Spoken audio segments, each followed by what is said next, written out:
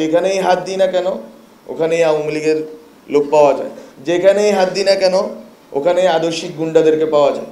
রাষ্ট্রের প্রতিষ্ঠানকে ধ্বংস করেননি উনি, বাংলাদেশের জনগণ, ব্যক্তি মানুষকে পর্যন্ত দূষিত করে রেখে গেছে। আরও দুঃশাসন, এসব অনেক কথার বেড়া জালে এটাকে বন্দি করে রাখেন। এটা স্পষ্টত ফেসিবাদ ছিল, এটা আমরা সবসময় মনে রাখতে চাইব। ফেসিবাদ এমন একটা ব্যবস্থা যেখানে অবশ্যই একটা বড় অংশের মানুষের, অন্ধ অনুরাগীদের অংশগ্রহণ থাকবে। যারা বাবাদর্শিক গুন্ডামিটা করবে এদের অংশগ্রহণ থাকবে। ফলত শেখ হাসিনার যে ফেসিবাদ ছিল, এই ফেসিবাদে পুরা বাংলাদেশের তার দলীয় কর্মীরা তো ছিলই, প্রশাসন থেকে শুরু করে পুলিশের সবাই অংশগ্রহণ করেছে। এই প্রেক্ষাপটে এই ফেসিবাদকে বিলোপের জন্য এই ফেসিবাদ যেটা করেছে সেটা হচ্ছে এই বিলোপ। আমরা যে বারবার বলেছি বা বারবার বলতে হয় আমাদেরকে যে ফেসিবাদী ব্যবস্থার বিলোপ। কেন আমরা ব্যবস্থার বিলোপ নিয়ে কথা বলি? কারণ এই ব্যবস্থা শুধুমাত্র প্রশাসন যন্ত্রে ছিল না, শুধুমাত্র পুলিশ, বিজিবি, সেনাবাহিনী বিভিন্ন অংশে ছিল না, বরং এই ব্যবস্থা ছিল 25 বছরের ওয়ারেন্টিযুক্ত দীর্ঘস্থায়ী দরজা, প্রোটেক্টর, আধুনিক ও মজবুত দরজা। ব্যক্তি ধরে ধরে প্রত্যেকটা ব্যক্তি মানুষের মানবিক মর্যাদাকে লুণ্ঠন করার ব্যবস্থা। এবং আপনার মধ্যে যেই প্রবণতা আছে, দুর্নীতিগ্রস্ত প্রবণতা, আপনার মধ্যে যেই প্রবণতা আছে যে কোনো মূল্যে বেঁচে থাকার প্রবণতা, আপনার মধ্যে যেই প্রবণতা আছে কাউকে ডিঙ্গিয়ে মেরে ফেলে এগুনোর প্রবণতা, এই সকল যে অসুস্থ প্রবণতা গত 15 বছরে মানুষের মনে একেবারে গেঁথে ফেলানো হয়েছে, সেটাই হচ্ছে শেখ হাসিনার সফলতা। উনি শুধু বাংলাদেশের রাষ্ট্রযন্ত্র, প্রশাসন যন্ত্র অথবা এই যে রাষ্ট্রের প্রতিষ্ঠানকে ধ্বংস করেননি, উনি বাংলাদেশের জনগণ, ব্যক্তি মানুষকে পর্যন্ত দূষিত করে রেখে গেছেন, করাপ্টেড করে রেখে গেছেন, কন্টামিনেটেড করে রেখে গেছেন।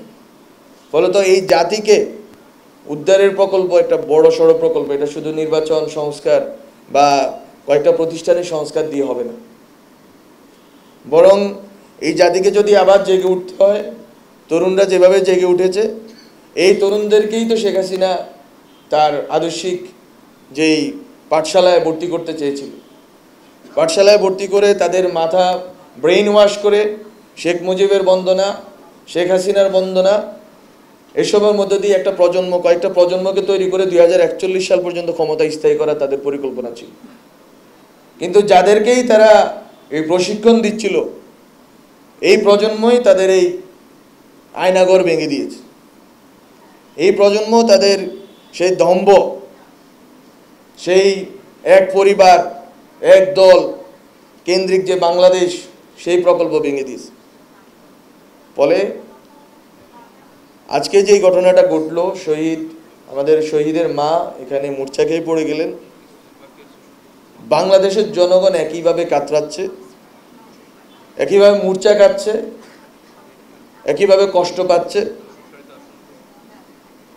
আমাদের সবার দায়িত্ব হচ্ছে এই আমাদের ভিতরকার যে ক্ষোভ আছে, যেই দুঃখ আছে, যেই ঘৃণা আছে এবং আমাদের মধ্যে যে কষ্ট আছে, এগুলোকে একটা ইতিবাচক দিকে ঠেলে দেওয়া এবং আমাদের ব্যক্তি মানুষ এবং প্রতিষ্ঠানের ভেতরে ফেসিবাদের যে চেতনা, ফেসিবাদের যে অবশিষ্ট রয়ে গেছে, এগুলোকে উৎখাত করা আমাদের জন্য খুবই খুবই জরুরি।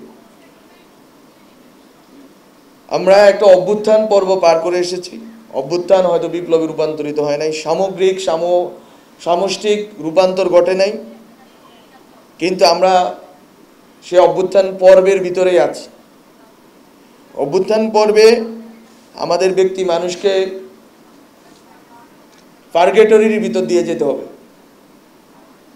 শেখ হাসিনা যেই মানুষটা তৈরি করতে চেয়েছেন, তরুণরা তাদের রক্ত দিয়ে, তাদের মাঠে লড়াইয়ের ভিতর দিয়ে সেই তাদের যেই দূষণ, তাদের যে আত্মার ভিতরে যে দূষণ শেখ হাসিনা তৈরি করেছিলেন, শেখ মুজিব শেখ হাসিনার মানে চেতনাকে ইনস্টল করে সেই দূষণ থেকে আমাদের তরুণ সমাজ মুক্ত হয়েছে।